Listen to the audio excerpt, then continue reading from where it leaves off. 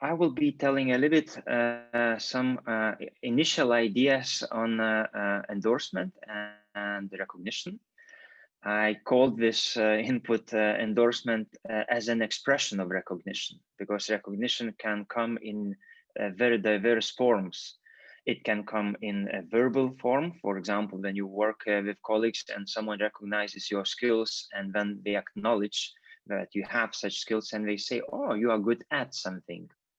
Recognition can come also when I reflect my experiences and I realize, I have something to share with the rest of the world, with other people. So that's my set of skills I'm proud of. Recognition can come in a form of certificate. So there are many forms of recognition, and endorsement is one of the forms of recognition. This course is actually inviting all of us to start thinking, talking, and doing something about recognition and endorsement. And we focus on open badges, because for a while, partners of this project, we were using experimenting badges. We were training and consulting other organizations how they can set up badge systems internally. And we felt that it's a good time with our knowledge, expertise, and also needs to look outside of our organizations and seek for external recognition. And we chose to focus this training on endorsement. But before we go to endorsement, I would like to clarify a few things around recognition. And I take this levels of recognition from Unlocking Doors to Recognition, which is a great publication should you be looking for building a strategy of recognition in your organization. So one key message I want to pass: recognition doesn't happen by chance. It's a work to do. And that's why, again, we are looking into how to facilitate this process of achieving endorsement. So recognition very often will start from self-recognition. It's something what we must do, in my opinion, when we offer learning opportunities to young people, adults, staff members, participants of short-term, long-term programs.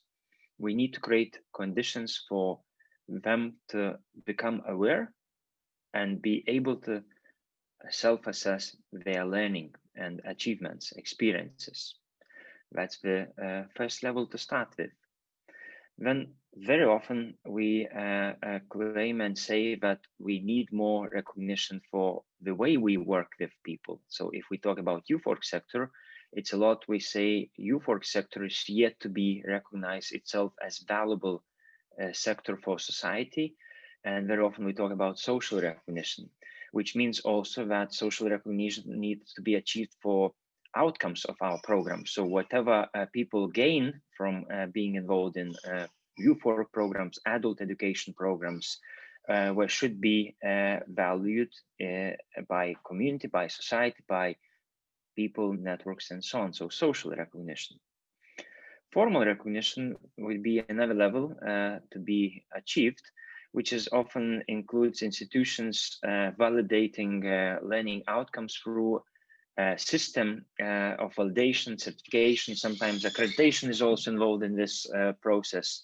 So there are much more formalized ways of giving value to what different programs deliver in terms of experiences, learning outcomes, skills. And political recognition, it's mainly about manifesting recognition in the forms of policies and even legislation. Just to give an example, which we were involved in, we were addressing European policies when working on European Badge Alliance project together with UNICEF back then. And we wanted to see how open badges could possibly be involved also in Europass system. And right now the Europass made it digital. They created the digital infrastructure, and we continue this work on making sure that open badges are seen as one of the important credentials in Europass system. So it's a long way to go. When it comes to endorsement, most often we will be operating at the level of social recognition and to some extent formal recognition, but a lot it's about making agreements with experts, people, networks, and organizations, and even institutions to express endorsement to our badge systems and programs. This definition comes from a very interesting book on open badges and open badges ecosystems. This part is also included in the book when talking about role of endorsement. First of all, when we talk about open badges, endorsement means conceptual, so idea, and also technical infrastructure for third parties to publicly acknowledge and value the value of badges. What it means in practical terms, if an organization starts offering badges and they implement endorsement, then already on the idea level, organization is seeing that it's not only that we acknowledge badges in the program, but also we have to offer and facilitate external recognition of badges we give to our participants or participants earn in our programs. But also it's technical infrastructure. Somewhere on the platforms, value of recognition in form of endorsement should be visible. So it should be imprinted either on a badge offered or on a badge issued. It can be also offered on organizations level or programs level. To achieve endorsement, usually it's about having certain system in place, which is allowing endorsers to understand clearly how you are carrying on the program of badges and the educational program, and also to create this confidence needed that third party not being directly involved in the process of learning and assessment, to trust you in this and trust badges which you issue.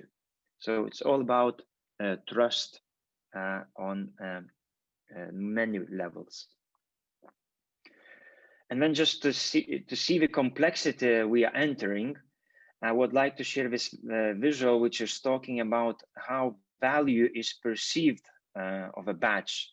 And there will be many, in this formula will be many factors affecting final perception of value of badges. It can be associated to issuer. So what's the reputation of your organization in the community, in the society, and how people trust and are confident in your organization. So you may need to work on that if you want to increase value of badges you issue. It may also include the factor of meaning, which means what does the badge actually show? And some will value just participation, some will value achievement, some will look into competence development. So it will be many meanings associated to value of badge when somebody views it. Endorsement value, which we will be focusing a lot, which actually can to many extent increase value of badge if you can show that many institutions, companies, or respected groups also think that's important achievement. And then journey value talks a lot about how the badge is achieved. Is it just given for doing little? Or maybe if badge requires evidence upload, maybe badge is received as a result of many badges achieved. So different viewers will look for different meanings in that. This is one of the last slides I want to show in this input. To start with endorsement, we need to have clarity about reasons, goals, and benefits of endorsement. On what level we need to know what we want to achieve with endorsement and who needs to be involved with endorsement internally in your organizations, but also externally as stakeholders who will express. And then how it's really having step-by-step action plan to achieve endorsement. Like I was saying at the beginning, in this staff training, in this strategic partnership, we are actually starting to think, talk, and do something about endorsement of open badge systems. So here I would like to stop, and I will be inviting you to reflect on especially why part, and still what, depending on the choice of the program or batch system you want to focus in this training. Thank you for starting to post your first ideas for endorsement. I see they are appearing slowly. And as I mentioned before, the map is available on the Canvas platform as well. So if on the way you get new ideas, you can always return and come back.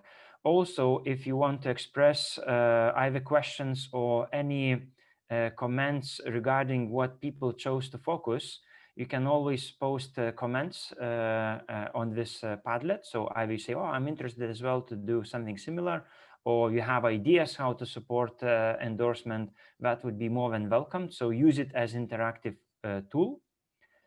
And one thing what I would like still to do to close the entry to our topics of endorsement and recognition, we would like to collect the key terms and concepts which we will be addressing or we need to address in this course. So for that, I will invite you to go to Menti poll, which is again also included on the platform, but now since we are gathering here, it's a great time, and ask you to post any key terminology which we should clarify somehow, should give attention to, or some concepts which we need to explore, include, and address in this course, for you to be able to really create and facilitate endorsement of batch systems or programs which you intend to have.